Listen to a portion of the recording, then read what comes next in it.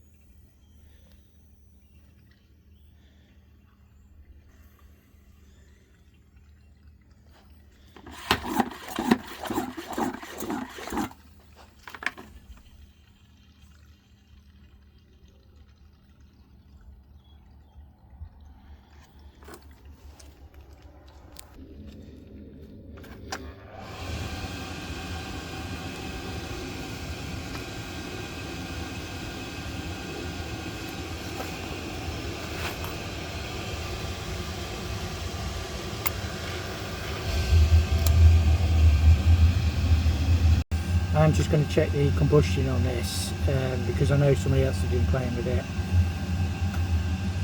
so we'll make sure everything's still okay.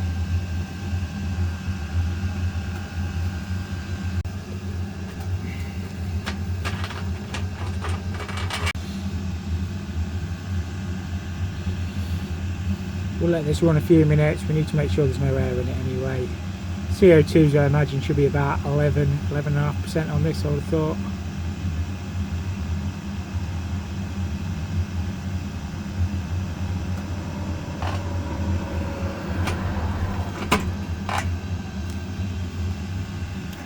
It's farting, you see.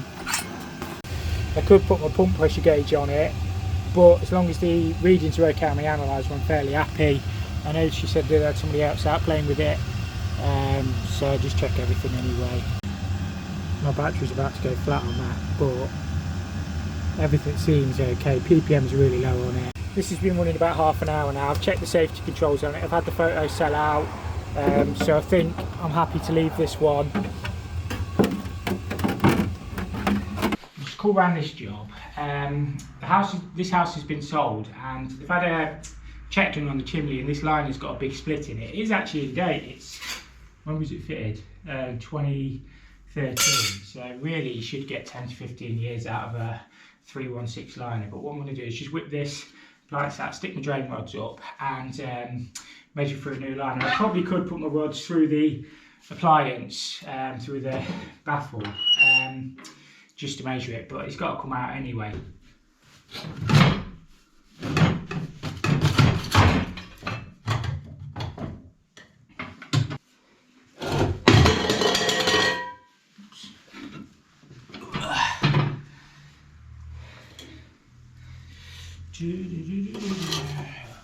Clean this up because we need to know the kilowatt of the appliance. So it's 2013, so it's the same age as the liner. We'll have a look to make sure it's less than 5 kilowatt, but we'll still need to do our ventilation checks anyway. I know each one of my rods is roughly a metre. It's definitely the top. You can't see it because there's a pot on it and it's quite dark and foggy out there this morning, but that's definitely hitting the top. So that's how long we need to order the liner for. We'll get a new starter piece as well. That register plate will probably be okay, and yeah, we'll get the job sorted.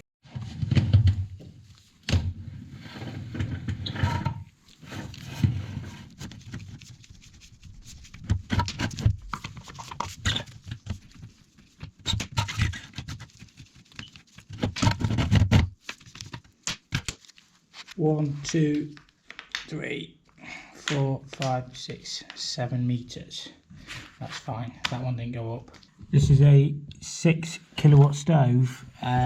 So because it's 6 kilowatts, it's a bit like with your gas fires. As soon as you go over a certain kilowatt, with wood burners it's 5. You need to put permanent ventilation in, regardless of whether the flue pulls or not. So we'll have to put a vent in for that, and we also need a CO alarm as well. But because we're not in a smoke control zone, we can get away with fitting a non-DEFRA exempt appliance. But we're not even really fitting it. All we're doing is putting a new liner in, really. So it's not really a new installation as such, but we will have to bring it up to standard. So we'll have to put a vent in, CO alarm in the correct location, new liner, and then we're just going to allow to refit the appliance. I've just been to check some RPZ valves on a job. There was 2 on this site. I was going to film it, but the guy was stood over me watching me the whole time. And to be honest with you, because I don't do many, I have to check my crib sheet. Just to make sure I'm getting it right. It's like one of them things, if you do them all the time, it just becomes like second nature, but I just like to make sure I do each of the stages, in the right order, and make sure I get all my readings, and then I'll go back and check it again, just to make sure, because I don't want to make a mistake. So yeah, I've got them sorted. All an RPZ valve is just a category 4 backflow prevention device. You need a special kit and a qualification just to work on them. I mean, to be honest with you, they're not bad to test. It's just a case of going through and doing things in the right sequence, and then just recording your data. I'm on my way now to a job. They're losing 28 litres of water per hour, according to the waterboard. I can't even get my words out. I'm losing my voice. It's terrible. I've not had a voice for the last 2 weeks. So yeah, go there and have a look. Unfortunately, this site, they've said I can't turn what I'd normally do is a meter check straight away, to see if it was inside or outside, but the water's in constant use. So what I'll do is I'll just walk around. It's a big site. It's probably going to be a toilet or urinal, to be honest with you. And then I've got another one tomorrow. I don't know if it'll be in this video. They're only losing 2 litres of water per hour, and it's a massive recycling site. We'll have to have a look. Basically, what happens is they get letters sent out saying using water through the, I think it's probably water through the night when they're not expecting it, and then we go out and investigate. But yeah, we'll see what we can do anyway. You can only ever do your best. I've just turned up to this one. I've been around checking all the toilets, and this urinal's running all the time. It has got a water saver on it, but it's probably goosed. So I checked this about 5 minutes ago and it's still running. So I'm going to put this down for a new systemizer. That was your solenoid for it, but clearly it's packed up, and then somebody's just done it on a trickle thing. So I'll have to get a new one for it. Right, so I've just isolated that for the time being. What I would normally do on this is now a meter check, but I can't do it at the minute because other things are in use in the building. But we're going to put that down. That was 28 litres a minute, 28 litres an hour. And then when we come back to check it, we can always do a meter check then. So yeah, we'll get a water saver and swap it out. Just on this job today, I haven't really filmed much. The only thing I filmed on this one was the soil pipes, but I've done all the first fix. This isn't my work, by the way. This is the heat pump guys. They've made a fantastic job, haven't they? All I've got to do is connect my hot and colds in, so they can get the cylinder commissioned. So I've done all the plumbing, they've done all the heat pump and stuff. So that's our hot. We can just bring that up, across off the top of the cylinder, and that's our cold coming in there. Yeah, but look at that, look. It's all working. Made a nice job of that, haven't they? I'll probably make a mess of my bit, but yeah, it should be alright. This was my temporary rig up for my water supply, just so I could get everything tested. We're still sitting at just over 3 bar, and I filled this up months ago now.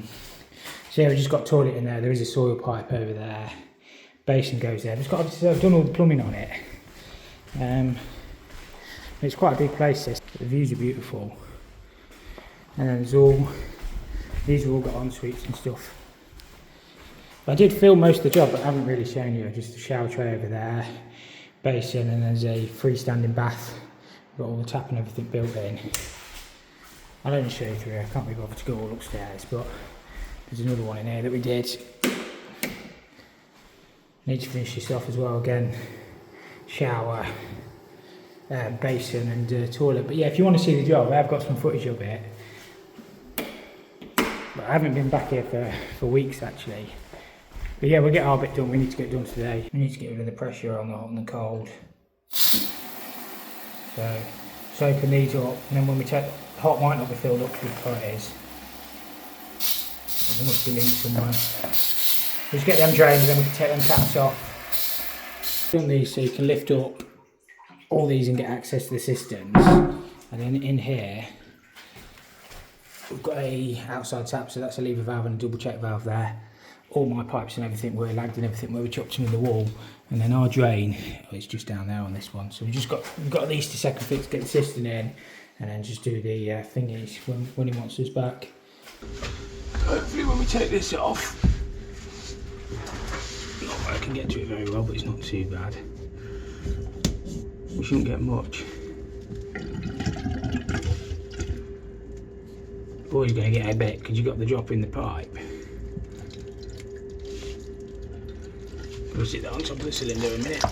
Beautiful, perfect. I'm thinking my coals will nearly go straight in. I might have to put a little bit of a bend on there, but I want to try and keep this hot out of the way of the expansion vessel, so you can lift it off if you ever need to get to it in the future. So I'm thinking 45 across, put a socket on there, and then just use a 90.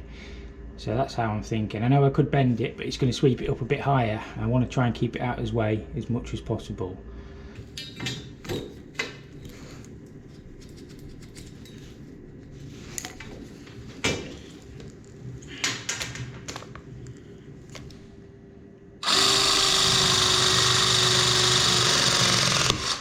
My press gun does not like the cold weather. Sometimes it goes to fault. When you first pull the batteries out of the van in the morning, it goes to red light. So I don't know if that's just a common thing with this. I'm just putting it down to the cold weather. Yeah, I don't know. When it warms up, it's absolutely fine, but sometimes first thing in the morning, I think it's just the batteries are cold. Let me know if you've had that problem with this gun.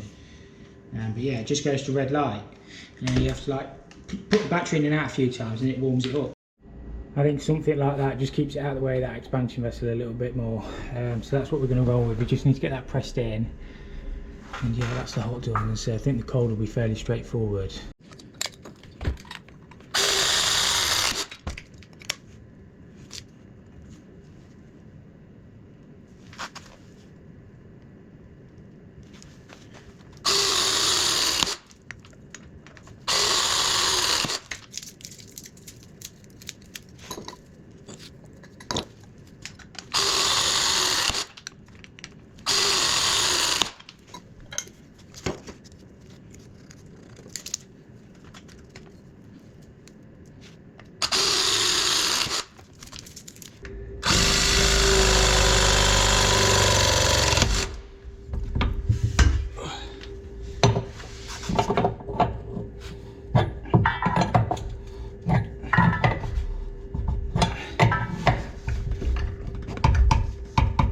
Right, that's got that hot all connected in. We just need to do the same with the cold.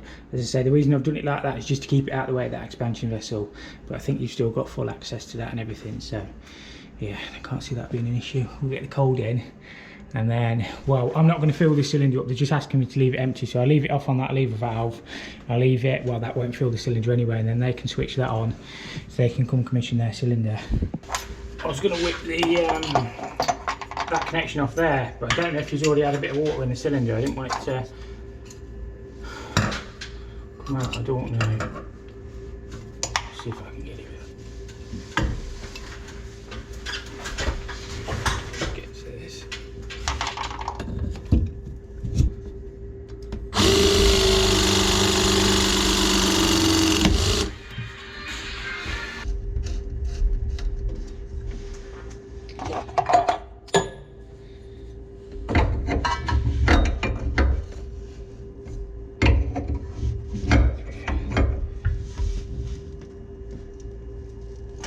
We will go and get the water back on. I believe it's off in the road, but all that's connected up. I've just got to lag that hot up as well. And yeah, that's this job done for a bit. And as I say, I'll be back when they want me back to do the bathroom. So I'm quite looking forward to coming back here, to be honest with you. Once I've got my first fix right, the second fix is not too bad. Yeah, I think he's doing all the shower screens and everything himself. So it'd just be the bath. We've just got to second fix that bath tap and then the basins. I think he's fitting the units as well. So literally we'll just be connecting in the fittings and stuff. So yeah, looking forward to this one. Switch it back on, mate.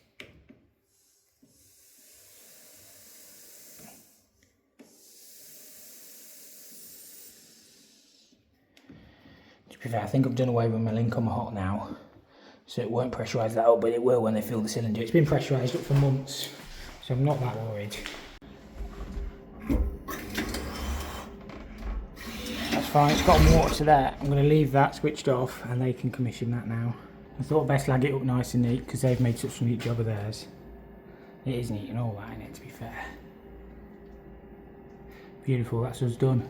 I was just driving to this job and a rock hit my windscreen. It didn't crack it straight away. It must have just chipped it up here, and it's just, well, I've just got back in the van now. It was here when I got out the van, and it's here now. So I'm going to have to book that in for a new windscreen, aren't I? Right, a bit of a short and sweet episode, this one, really. Shame about my windscreen breaking, but that's just one of them things. I think my excess is 100 quid. It's the second windscreen this van will have had, but it's one of them things, isn't it? I will just quickly tell you this story before we go. I had an email from a customer. It was a boiler fitted about 3.5 years ago. It was one of the first ones I did on my YouTube channel, actually. It was a boiler down in the basement of a village hall. Basically, they'd had Worcester Bosch out, and they say have wired the boiler up incorrectly. We'd used a room stat where the frost stat was. So, electrician's been out today, and he says, yeah, there's a room stat fitted. And it's like, well, I didn't leave it like that. I've just had a look back on the video, and it was definitely a frost stat when I fitted it. I would say what's happened is, probably somebody from the village hall, or you know, somebody who likes to fiddle around a little bit. I would say the boiler was running all the time and he thought he could just swap that out, and then when that didn't work they said, oh, you'll have to get Worcester Bosch out to it. Worcester's been to it, and they've said, yeah, you've done that. But yeah, it's just all of a sudden it always comes back to the installer. Oh, you've done this, you've done that. You know, I might look like an idiot, but I'm not a complete idiot. I know the difference between a room stat and a frost stat. And he literally, the electrician rang me up and says, why have you know, there's 2 room stats on the system. I said, yeah. He says, because we didn't put that, we didn't put that room stat there. And he says, oh, it's set to 20 degrees, so literally the boiler was running all the time. So yeah, and I think what was to put on their report that it could invalidate the boiler warranty. I mean, I don't know why it would invalidate the boiler warranty. It's only been running, hasn't it? You know, the boiler's only been heating up, heating the radiators up. So yeah, I just thought I'd leave you with that. As I say, it's just one of them things, really, isn't it? But yeah, the job will be sorted for the customer. We always make sure it's right, but they don't always tell you exactly what's happened. As I say, they've definitely had somebody out to that when they've swapped that frost stat for a room stat. But yeah, thank you so much for watching. All the support is greatly appreciated, and we'll catch you next time.